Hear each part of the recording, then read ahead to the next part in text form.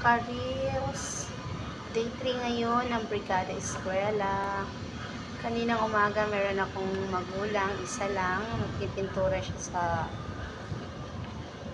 labas ng classroom.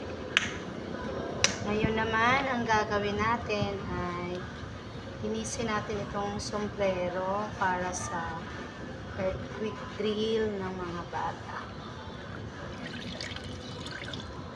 Ito ay dati pang sombrero.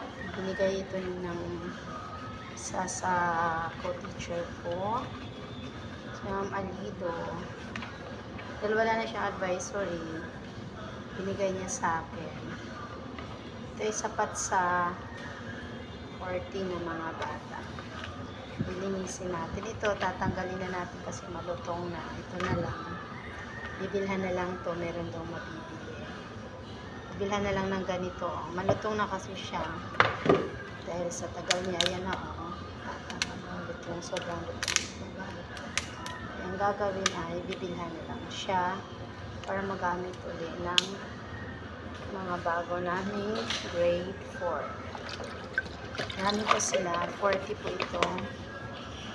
40 ito lahat. Ayan.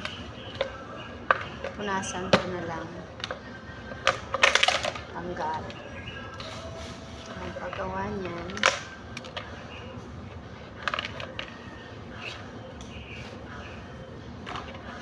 Kaya hindi nabibili yung mga magulang. Sayang din. Mahal ang bilhin.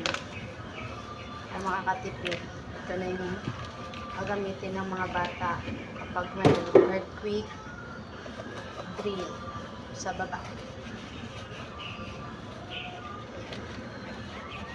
Punasan na natin.